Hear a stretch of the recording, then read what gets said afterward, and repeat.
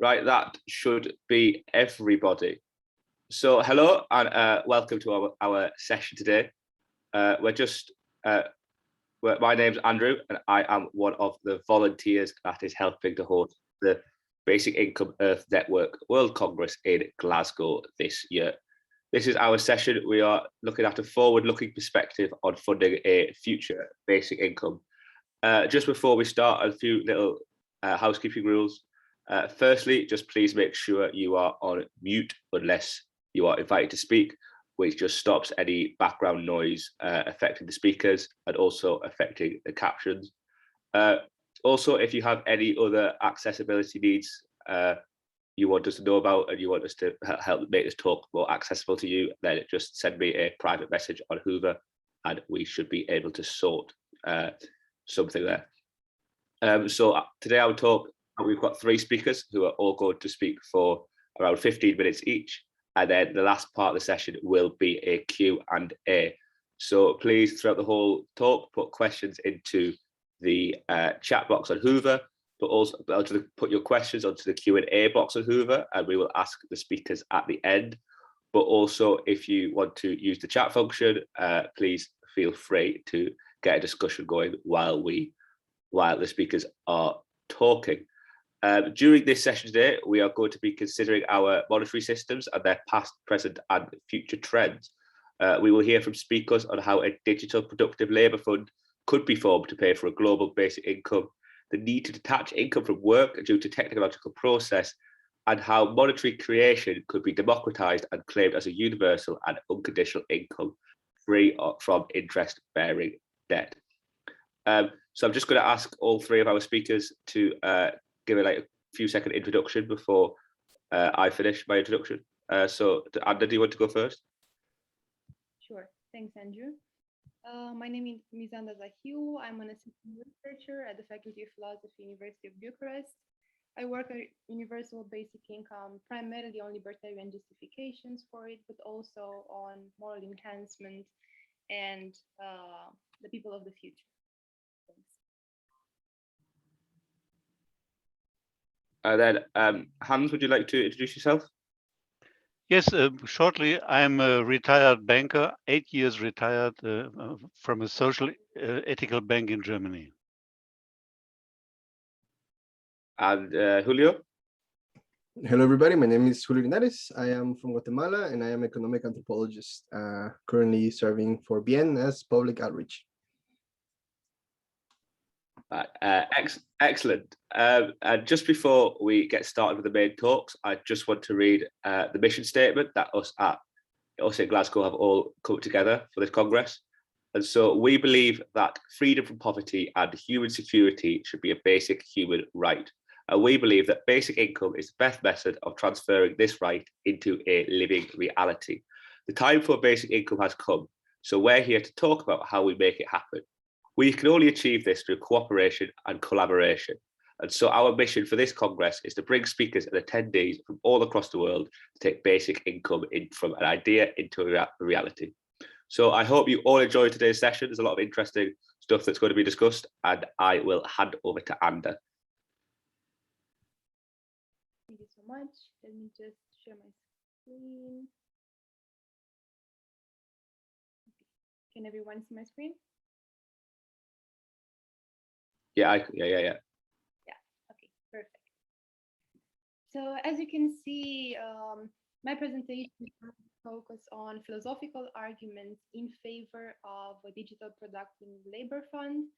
I'm going to argue that the best way of internalizing the positive externalities that users produce on the market is through a global universal basic income. So the main thesis that I have is first and foremost that the current legal status quo in relation to ownership of personal data is morally flawed due to the fact that individuals have a right to self-data ownership. And the second thesis that I'm supporting is that a digital universal basic income that would be financed through a special tax levied on companies with a data-driven business model, such as Facebook or Google, but not necessarily just tech giants. So any company that uses this business model, and paid for all digital citizens of the world would be both a way of compensating individuals for their moral entitlements and a way of internalizing the positive externalities which they produce on the market. So the thesis is twofold. First and foremost, we're talking about the moral entitlement. And secondly, we're talking about a pragmatic way in which we can internalize these benefits. So why do I believe that we have reasons to believe that we could implement such a redistributive scheme starting from data that is generated through social media, for example? One of the reasons for believing that is that the digital population is increasing at an alarming rate. So today, 60% of the world's total population is online. They're either using a smartphone, they can have laptops, they can have internet access, but some of them are not necessarily day-to-day users. Some of them are just contributing to this market of data without actually having any intention of doing that.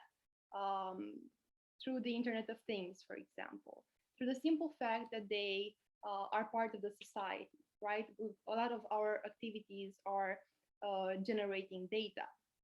So we spend a lot of our time online. Approximately 40% of our waking lives, we spend it online. And because this phenomena is happening, we see that the data-driven business model is also taking off. And these companies, they collect, they analyze, they utilize user data to create new insights, to improve algorithms, to refine services, to enhance business models, and to critically inform decision-making processes. So for this purpose, our data is absolutely instrumental to their success. These technologies can ensure additional value generation by sharing data with third parties, sometimes illegally, as we have seen this thing happening with Facebook, for example, where data is passed from one firm to the next within an information supply chain. And as data is passed through, we see that it acquires more and more value. So this is like the chain of value for data. This is a prediction that you can treat with a grain of salt. It is made by the World Bank and cited in the study from 2013 by Trudman and Zhang. They predict that by 2015, everyone is going to be online. So everyone is going to be connected to the internet. This is highly unlikely that absolutely everyone is going to be connected. But what is definitely a big possibility is that a huge chunk of the population is going to be online. So this is why I believe that it makes sense to talk about universal basic income, right? A fund that is not only targeting internet users, because that can be a legitimate question. Why would it be universal? But because a lot of people contribute data without actually wanting to do that, or without actually engaging in data generating activities knowingly, right? Like people who sign up for social media, for example. So we live in a world that is full of digital traces. They include passive or background tracking of user data, where platforms or users create data about an individual, as well active participation through sharing content on the internet. So we have passive and active participation and interaction with these platforms. Right. So starting now to argue in favor of the philosophical case, when we look at the regime of property, we see that property is in fact a bundle of rights. It's not just the right to possess. It's also the right to control, the right to compensate, the right to coerce, the right to transfer, immunity to non-consensual losses, and so on and so forth. And as property is a bundle of rights, we see that this right of private property, it belongs to these platforms, to these companies, and none of it belongs to the individuals who actively generate the data. So the individuals who put value in this revenue chain that these companies are actively producing. So the problem with this, and I'm following a Lockean route, is that individuals are the owners of their persons, bodies, and minds. So this is like the self-ownership route, right? Um, to say that we have a personhood type argument, right? Which is the moral basis for property, the fact that our personal identity has an informational nature. And that these technologies are technologies of the self. So basically, I'm spreading a part of myself into the network when I generate data. So I am entitled to a part of that product. And the second route that you can follow is a labor mixing argument to say that there is such a thing as digital labor. And because what we are doing online is digital labor, we are entitled to a part of this revenue. Why do I say a part of this revenue? Because it is clear that we are not the only producers of value. We are mixing our labors with a platform, but in turn, it is a platform that aggregates the data, collects the data, and gives the data a lot of its value. Without this infrastructure that already exists, our data would be absolutely unworthy, would worth absolutely nothing. So we are talking in the realm of entitlement, we are talking about a regime of co-ownership by platforms and by individuals. Do we have reasons to believe that there is such a thing as digital labor? I believe that we do have good reasons to support such a controversial concept, because we are actively participating in the creation, distribution, and selection of content on the internet. We are participating in feedback loops such as reCAPTCHA. We are self-tracking ourselves, our practices. So I would say that it is difficult to define digital labor. But as the main traits, I would say that it is productive, right? They produce data that can be captured in commodity form. They are dependent on the digital infrastructure. They say something about the creator, and they have sometimes a performative character, especially when we talk about social media and other platforms like that. So because there could be such a thing as digital labor, I believe that we are entitled to say that following John Locke, we have a moral right to private property over our personal data. Now, as I already said, ownership of what? What are we entitled to? I believe that we are entitled to a part of this revenue if and only if, first of all, we uphold the self-ownership principle and extend it to digitally generated data. So if we believe that this data is a part of our personal identity.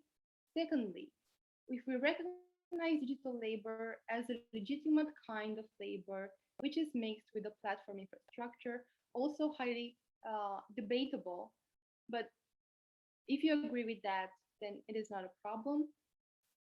But it needs a lot of conceptual work to say that there is such thing as digital labor. Again, my insight is that there is, even if there is no grit attached to it, it does not resemble any kind of labor that we are usually discussing.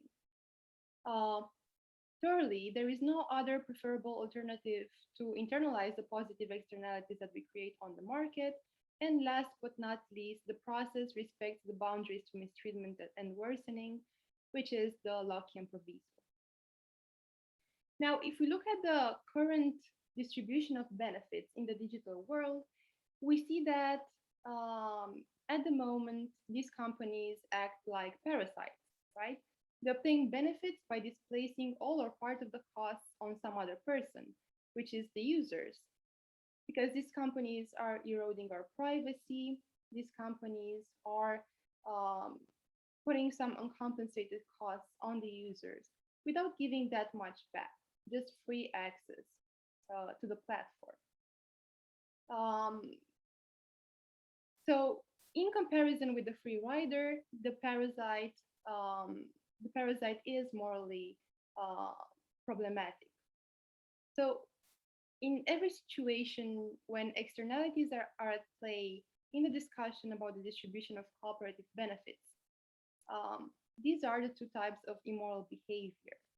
And what a digital universal basic income would do is that they would remove these companies from the position of the parasite, not to the position of the free rider, but to the position in which they share these benefits with the users in a fair fashion. Now, why a universal basic income? Because if individuals have a right to self-data ownership, it would be very difficult and it would come at a prohibitive cost for these companies to allow each and every individual to manage their personal data. So that would be incredibly difficult to do. And that would be the end of these companies as we know them. But instead of this, we can simply conventionally establish a price for the amount of data, for the value of data that we contribute to on a monthly basis, and say that this is the amount that each and every user, each and every citizen of the world is going to receive. So it is going to be established conventionally. But of course, for these companies, it is actually quite easy to determine what amount of their revenue is a result of user data being collected, analyzed, and sometimes sold to third parties. So it is not something impossible to do. It's just something that many companies are not willing to do at the moment. But actually, Facebook, if you will check their page, they're doing something like that at the moment. So it's easy to see what is the amount of revenue that users are entitled to, and see if, of course, this general amount for all the companies that use this data-driven business model is big enough in order to support such a scheme like a digital universal basic. Now, on the final idea, right? I think you all got the gist of it. A digital universal basic income would use as a financing source this special tax, and it would represent a fair way of compensating the citizens of the world in virtue of their moral entitlement with respect to their data. Thank you very much, and I'm looking forward to your comments and questions, and I'll give the floor to Andrew. Thank you. Thank you very much for that, and that was really, really interesting, and I'm sure all of us took quite a lot out of that. Next, it is going to be Hans, and he has a pre-recorded video for us to watch. So just I'm going to share my screen. Can everyone see that video? Yeah. Right. Yes. Right. I'm ready. I'll get that going now. My name is Hans Florian Heuer. With this presentation, I would like to take a look at the UBI from perspectives that are not found so often in the discourse, but which, in my opinion, deserve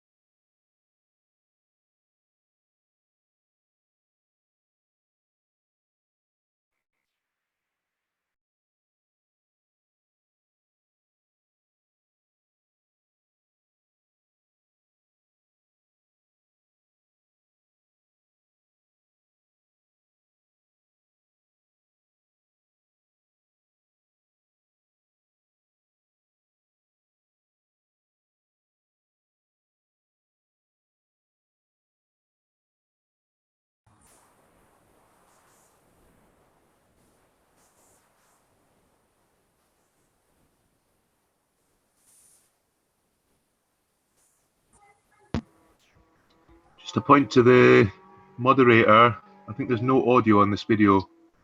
The brief You can spotlight, hear the audio only. Is that better? the social question. Yeah, that's it. Right. Sorry. I had that. I was paused it. I turned my.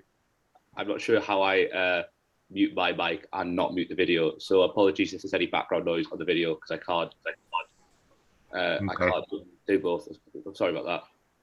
Of labor and the value chain of food. We restart the video. Yeah, I'll restart it. Sorry about this, guys.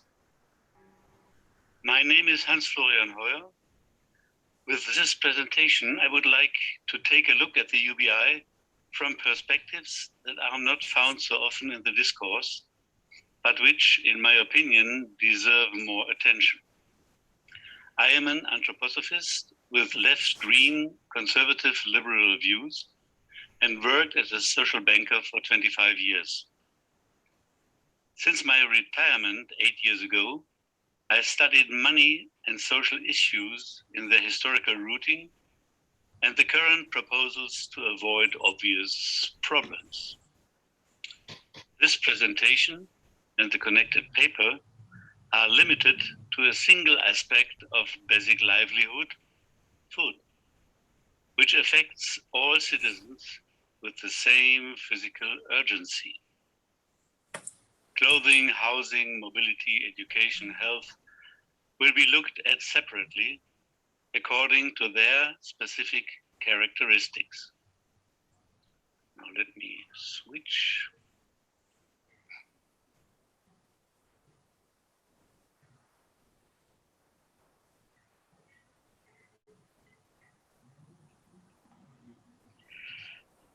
After brief spotlights on time, the social question, needs, the division of labor, and the value chain of food, I look at desirable cooperation in a dedicated section of economy, dual economy, and at a dedicated kind of money, dual money.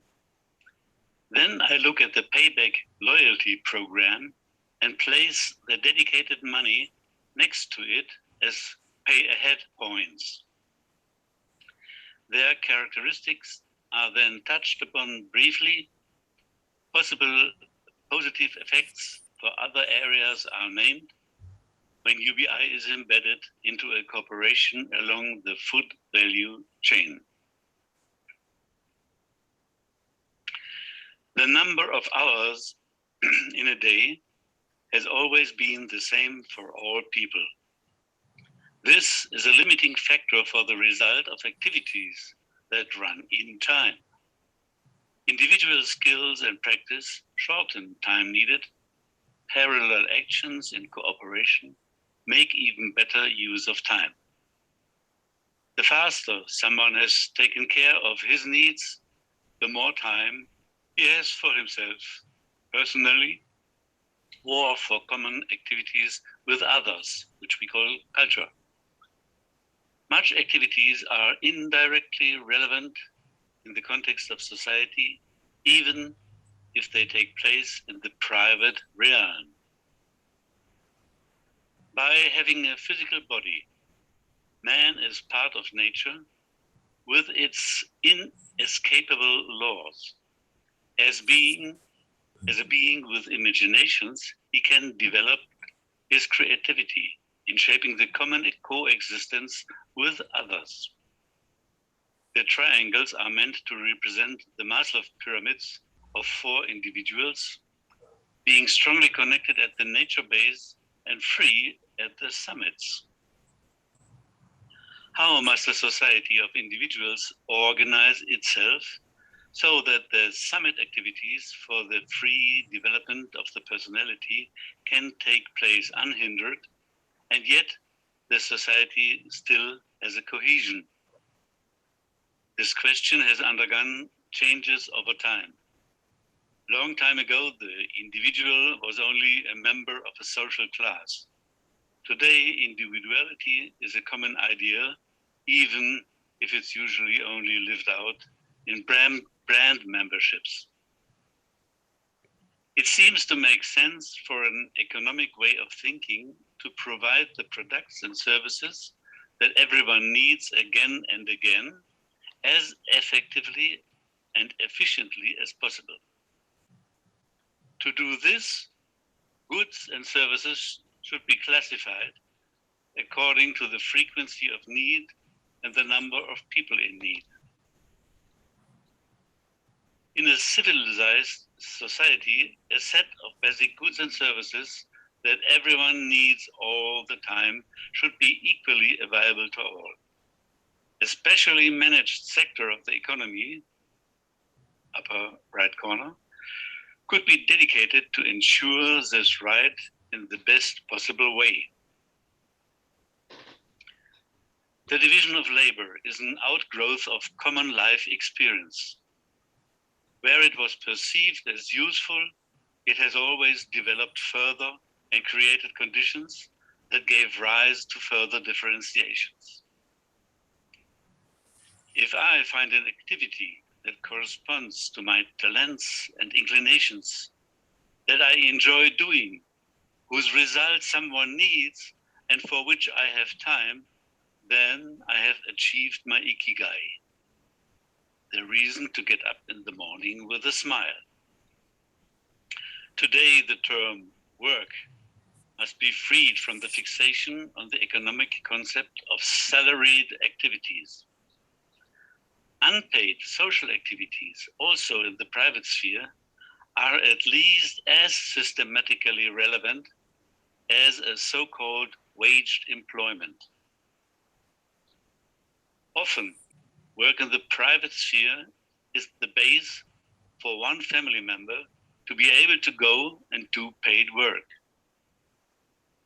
In societies with division of labor, one works for the needs of the others and has one's own needs met through the activity of others. It is tragic that this altruistic reality is obscured by the egoistic illusion, I need to be self-sufficient with money. What we eat originates from seasonal and regional gifts of nature. The gifts have to be prepared for consumption.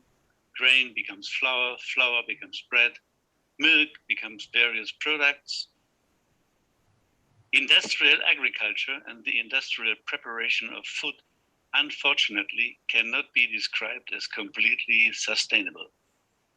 This applies both to the extraction and the further processing. The middle position of the wholesale trade becomes a position of power. For example, in the milk trade, low prices are dictated to the dairies. Consumers become accustomed to these low prices, which is fatal for the farmers' incomes and the quality of the products. Subsidies additionally distort the picture. Overproduction is made for a competitive market. Unacceptable amounts of waste are produced. Transparent associative cooperation along the food value chain seems to be inevitable. In the end, the goal is to secure the enough of food that everyone needs again and again. Enough that is sustainably provided in the best quality and to which everyone has the right to participate. The money we are accustomed to once started its career as coins, forming the base of the exchange of property. This function of money has remained. But money did not only lose its material value, it lost even its materiality. It was once weighted, then counted and written, and became the money of clearing and settling. Money in the book of banks now simply is a right to money, a claim with which payments can be made. In double entry bookkeeping, this money can only be provided versus a claim to future repayment. A fundamentally different form is the dividend, which is a right to participate in an already existing yield, here in the pot of soup. And it can be administered without debt, and there will be no spooning between the tables to redistribute. The money provided by double debt enters circulation and is used there for some time by actors who have nothing to do with the origin, and only disappears from circulation by repayment. The right to participate is gone after it is exercised. Once all left the table, the next day brings a new right. This type of money seems appropriate to the task of organizing the basic participation in food in a large, anonymous society. The current monoculture, or should I say current monotheism, of fiat money is indisputably crisis-prone and non-resilient. Measures to limit the risk are regularly weakened by the lobby monster. Instead of giving the old money fancy prefixes, digital money, crypto money, installing a social dividend as a fundamentally new type of money could provide more resilience for the whole by bringing greater diversity. Individual companies and associations of companies have developed loyalty point systems that represent a discount on past purchases, usable as means of payment for further purchases. This is a kind of money creation as a monetary benefit for loyal customers. Why can't a society officially create and distribute pay-ahead points in the same way for the loyalty of granting participation? These pay-ahead points will be distributed monthly per person. They will be transferable between persons. They will expire after 3 months, will be convertible only for merchants, and replace money for the class of food which all need all days. Goods belonging to that class are determined by systemic consensus. And the equation reads, divide the price volume of the class of food taken out of the shelves last month by the number of the entitled persons. Tune this with a factor and an offset to obtain the number of pay-ahead points per capita to be distributed for the next month. Meat eaters, flexitarians, vegetarians, vegans, any lifestyle included. The possibilities of cryptography should be exhausted for digital points in such a way that a cash character is achieved. A regional factor would also be desirable. This seems to be an interesting task for programmers. UBI is certainly not a solution ceteris paribus, that means leave everything else as it is, but mutatis mutandis, that means change what also has to be changed to make it work. The accompanying changes include, besides the money and the cooperation along the value chain, the concept of work and the societal horizon of the social question, as well as the global issues. The rich northern societies face the task of ending growth in the wrong direction. Their goal is an economy of still enough from a position way above that. Southern societies are approaching their goal of finally enough from scarcity way below that. Both can meet in the safe and just space for humanity as defined by Kate Raworth's donut economy.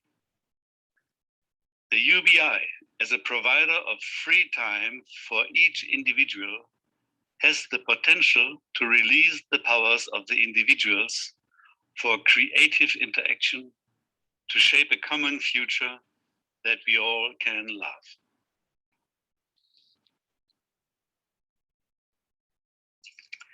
Here I am again. Thank you for your attention, and I look forward to the discussion.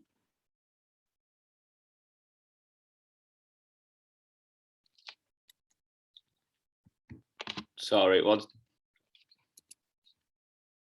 Are we back?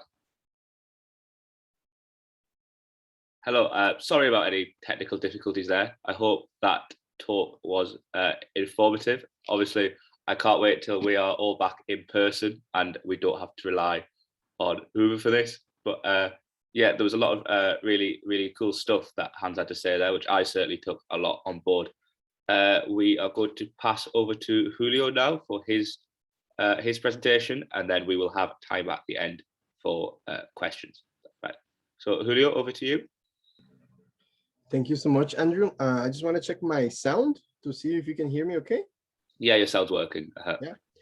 Thank you so much. And first of all, I would like to thank also the other presenters, both Anna and Hans. Very, very nice presentations. I will try somehow to weave that into my presentation. I don't have a PPT. I'll just give a small lecture about this paper I'm working on.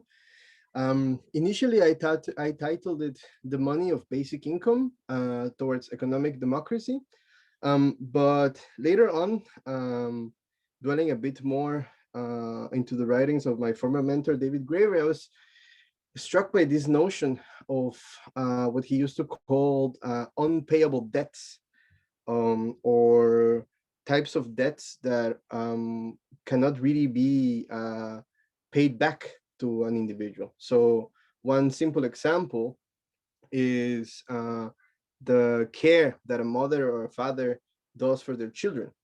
There is, of course, this very famous example of that man in Canada who kept track of all the ledger of all the things that his son had incurred over his lifetime. And when he was 18, he gave them this ledger, this account, and the son was struck. He was like, "Oh my God!"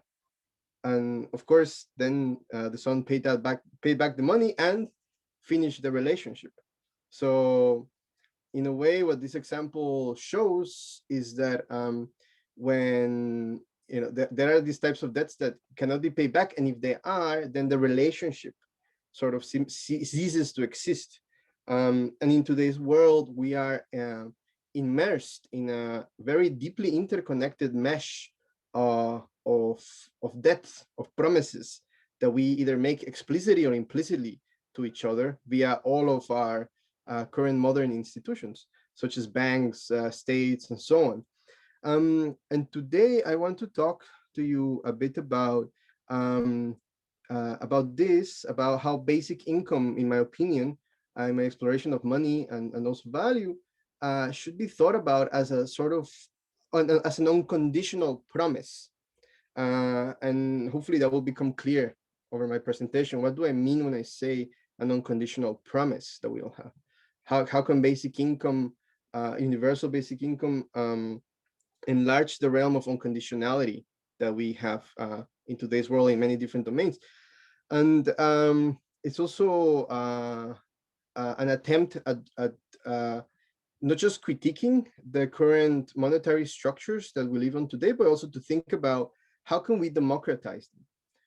So my aim in this presentation is to first give a historical overview of money, very short because Hans already gave some really nice introductions, but also to then dwell into the present and think about practically how can we democratize the current monetary institutions and monetary creation by shifting the gravity, so to say, as to who gets to issue money and how. My concrete proposal is, of course, that it should be people powered. It should be people that issue money outwards, that issue their own basic income outwards, and then through exchange in many sorts of ways, give it to each other. So first of all, talking about money as a promise, I think it's important to mention the cycles of history and how money over the last 5,000 or 6,000 years of history has fluctuated between bullion, between metal money or commodity money, if you want, and credit money. So how our civilizational forms have shifted to having forms of money that rely on materiality, on materialism as the basis for a society, oftentimes based on war, and exploitation towards credit money systems as well, which are immaterial or seemingly immaterial. Of course, the false dichotomies that I'm drawing here is just to create an introduction. Things are, of course, more complex than that. But one thing that has become clear to archaeologists and anthropologists that study money is that money, while the sort of more hegemonic systems that we've seen in the different civilizations of the world, the states of the world have been one of the greatest creators of money. But money is not only a creation of the state; it can be created otherwise by different social forms. Now, but focusing more on the state money or state money creation and the underpinnings of that, you could see how it is really at the basis of what maintains a state, this relationship between what Graeber and also Ingham called the military, coinage, and slavery complex. So you have three axes. You have the military, you have coinage in the form of coins of money, metal money in this case, and slavery. So the famous example is, of course, Alexander the Great going towards India from today's Mediterranean. How did he fund that expedition? This expedition, just as many other state expansionist expeditions, is funded through the process of slavery via army people. So the armies of the time would enslave a population and then tax them in the money of the sovereign, in this case, Alexander the Great, and then through that process, collect revenue, collect income as a way to then maintain the army. So the wages of the soldiers were paid by the exploitation of the slaves.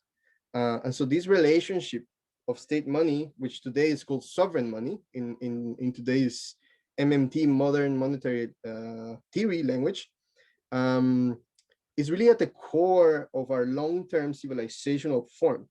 And this is what I would like to challenge today, or to critique in order to think about how could we create other forms of money that are not based on violence, but more perhaps on mutualism or mutual aid. So yeah, going a bit further into the future, I would just like to stop over a bit into the creation of the Bank of England, which is, I think, important because this is the last sort of social form that we still inherit from those times in today's central banks. So in the late, I think it was like the early 1690s, there was this famous moment where the King of England, I believe it was Charles II, he was deeply indebted because of fighting a war with France, I believe. And at the time, because he was really discredited, he entered a debt with a consortium of bankers at the time. And they said, well, okay, we'll give you the money to fight the war, but we want to get paid back through this thing that we will call paper money, that will get people, your subjects, to use, at which they will pay in the form of tax. And so the structure emerged whereby the government issued what we now call bonds, government bonds, debt, state debt, that was then bought by private individuals at an interest, at a positive interest. So money was rented, so to say, with an interest, and it was funded through taxation. So the relationship between taxation and bonds in the current structure of or the structure of nation states began in this form. There was also, of course, the Bank of Sweden, and many other central banks started emerging and taking up this model over time as colonialism spread and many other historical happenings. But this was also a debate about the nature of money and the philosophy of money. And at the time, many liberal philosophers and also scientists such as Newton, John Locke, Hume were debating about what the hell is this thing that we're trying to move around? How to manage it? Is it based purely on materialism? Is it based purely on ideas? What is it? In the end, it was John Locke actually that won the debate. Liberalism being the philosophy of England at the time, and still today, neoliberalism being a very strong force in this world. And so the cosmology, if I may use the term, that emerged was one of an individual, in this case, a private banker, earning a profit for money that they lend to the state. And then the subjects of the state being, yeah, you could, I mean, we could call it slavery, but we can also call it just taxation in some forms, being taxed into paying that private individual. So then this relationship of property between the bondholder and the taxpayer, this hierarchy of power emerged, mediated by the state. And this is fundamentally, I mean, it has changed, of course, in many specificities, but it is at the core of the structure that we still live on today, with the central bank, the Fed, and the EU central bank, and so on. So going back a bit to the present now. So just as a small recap, because I'm sure you all know this, is that today's monetary issuance happens through central banks, which issue money outwards, that then the private banks or private institutions take on at a given interest, and then they lend it at an interest that's higher than the rate that the central bank sets. I'm simplifying here many things, but essentially, when the government or the central bank in this case says we want to grow at 3% a year, what that means is that the interest rate on money lent from the core, in this case the central bank, is as the rate at which banks can then get that money and then lend it out to businesses, to people, organizations of all sorts, and so on. So that is the current structure by which we live in today. Of course, there are many forms in which the governments also have capacity to issue debt and cover subsidies and so on. But at the core of it, because of the fact that even in 2021, central banks, which are like the backbone of a lot of the tripartite powers of current nation states, are apolitical, in the sense that they're politically neutral. You're not supposed to elect those officials. There is no transparency over how this process happens. It is basically not democratic. Because of this, we are sort of stuck in this civilizational form that does not really respond to the interest of the majority of people. So the current example, of course, is the corona pandemic, when you see a lot of bailouts happening again after the 2008 crisis, again, to big corporations, to save big corporations from going bankrupt, instead of giving a universal basic income to the majority of the human population. And so for me, coming from this structural analysis, I would like to argue that if we are really serious in stopping the sabotage created by current capitalist modernity, we have to really think deeply about how is it that we want to create money into being? How, and also from where? I currently work at a project in Berlin that is trying to do a direct democratic way of issuing money as a basic income, and then organize economic relations, political relations with farmers, with restaurants, with service providers of all sorts, and so on, to try to embed the economy. And so the where is important because given the structure of current global neoliberal capitalism, we have a very fragile system. And this might sound odd, but in terms of the supply chain matrix of all the systems of production that today bring food that is produced in the south of the world, in places like Guatemala, where I'm from, to places like Germany, like Berlin, where I live, there is a very, very unsustainable structure. So if there is a crash in any part of that supply chain, goods cannot go back and forth from one place to the other. And so a farmer here, for example, just a farmer that just delivered some vegetables to me here today, told me that if he wants to sell his zucchini at the local ecological store here, he has to compete with prices of products that come from Spain, in Andalusia, in places where you have illegalized migrants growing food without any conditions, and then that is delivered here to the core of the German political system. And those zucchinis are 30 cents cheaper than the ones that he makes around the corner in Brandenburg. So it is not just the money system, it is also the production matrix.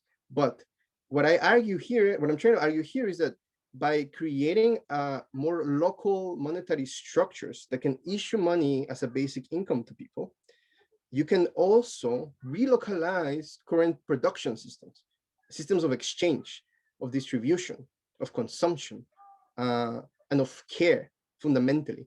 There is a huge crisis of care all over the planet right now. Yesterday, we were at the panel with Latin America, and one of the friends, Alejandra Zúñiga, was saying that it is actually 80 to 90% of all the reproductive labor that is done today, it is done by women. And the violence of the states that I mentioned before sadly reproduces themselves in many structures and specifically hit women the most. And so if we want to create a more caring society, a caring economy, a caring money system, we need to change the cosmology of how it is that it comes into being. As Hans rightly argued, we should issue a money that does not incur a debt, an interest on it. In the Middle Ages, this was called the San Ambrosian exemption, which was the term given by Sant Ambrosio, the saint, to say that it is against the will of God in those days to charge an interest on another person's time. So if we want to really change the way we create money and give it to each other, and create really an unconditional promise of care, of dignity, of living well within our means, of enough, we need to claim the power as people to issue money and to give it to each other unconditionally. Only then can we organize enough economic and political power to challenge these mega structures, historical structures, civilizational structures that I mentioned. It might sound like a lot, but it is not. It is only a matter of our actions and how we enact these values that we claim, the values of basic income, into being in the present. How do we give life back to the commons? How do we create commons that are non-enclosable? This is the task that we have at hand. This is in the current crisis, and we have to live up to it. Yes, so to democratize money, we basically have to start now. And then I have some questions about digital cash that Hans asked, and also about the presentation of Anna, but maybe we can talk about it in the discussion. Thank you so much.